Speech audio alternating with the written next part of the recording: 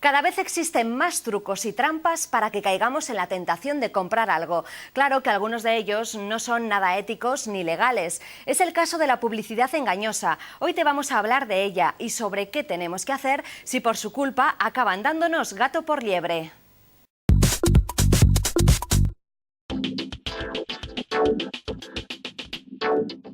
Cuando escuchamos la radio, vemos la televisión o simplemente caminamos por la calle, nos encontramos con la publicidad. Está en todas partes y es evidente que forma parte de nuestro universo sociocultural. Para vender, las empresas se valen de diversas armas. Una de las más importantes es la publicidad. El problema surge cuando mienten en esa publicidad para vender a toda costa. La publicidad engañosa es aquella que, de cualquier forma, incluida su presentación, induce o puede inducir a error a sus destinatarios y puede afectar a su comportamiento económico. La ley también entiende por engañosa la publicidad que silencia datos fundamentales de los bienes, actividades o servicios, siempre que dicha omisión induzca al error a los destinatarios.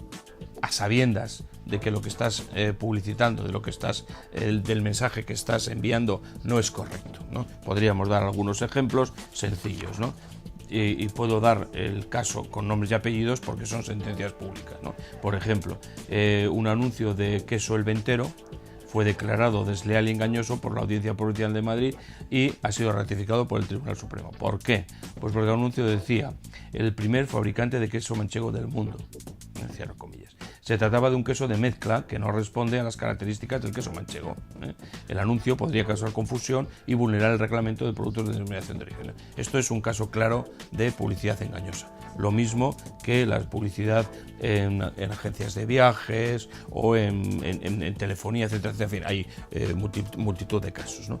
Bien, ¿cómo funciona eso? Bueno, o bien es detectado por el consumidor y lo pone en conocimiento de los organismos competentes, sea el Departamento de Consumo, las asociaciones de consumidores, y todo eso se juzga en un ámbito en el cual de alguna forma defiende la limpieza en la propia publicidad, con sanciones de este estilo, sanciones a veces muy importantes, ¿no?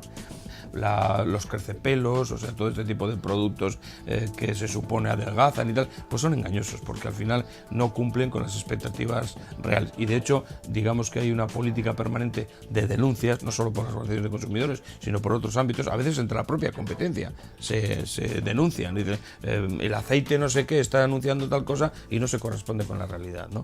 Y entonces el órgano competente pues es el que abre el expediente y hace las sanciones correspondientes, ¿no? La publicidad engañosa puede estar definida y castigada por las leyes, especialmente por la normativa de protección de consumidores. Aún así, la publicidad engañosa es diferente al concepto de publicidad ilícita, pues este último hay que entenderlo de forma más amplia.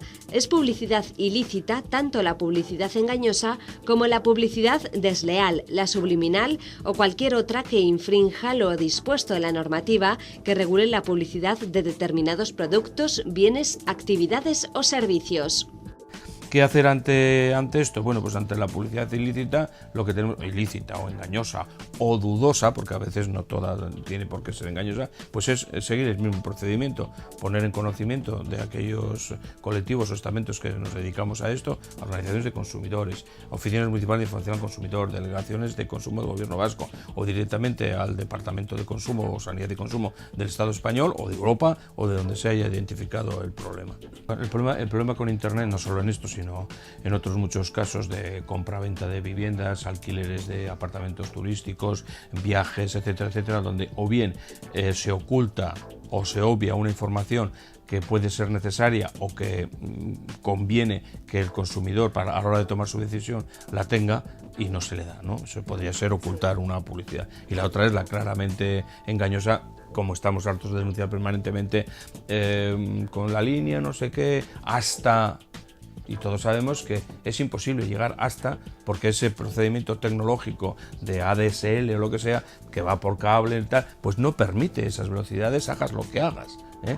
Lo que no puede ser, y no tenemos por qué admitirlo, es que una oferta conlleve dudas sobre el propio contenido de la oferta, ¿no? Y en telefonía tú sabes que se da mucho el decir, de hecho, si veis los anuncios en los últimos años han cambiado el concepto y el mensaje de decir tantos megas de velocidad, dicen hasta, o sea, te están diciendo que, pero eso no es una publicidad concreta, porque la publicidad tiene que ser clara, concisa, concreta, etc. Entonces, la publicidad tendría que decir, por ejemplo, pues llegamos con este equipo o con esta tecnología hasta tanto, pero no como decir, bueno, y en el futuro usted podrá navegar, no, si mi tecnología es esta, ¿no? Sea como sea, es nuestro deber estar atentos de lo que nos ofertan a través de la publicidad. Claro que tenemos nuestros derechos y podemos reclamar, pero podríamos incluso evitar llegar a tal extremos si nos informamos bien y antes de adquirir cualquier producto nos enteramos de cuáles son sus características reales.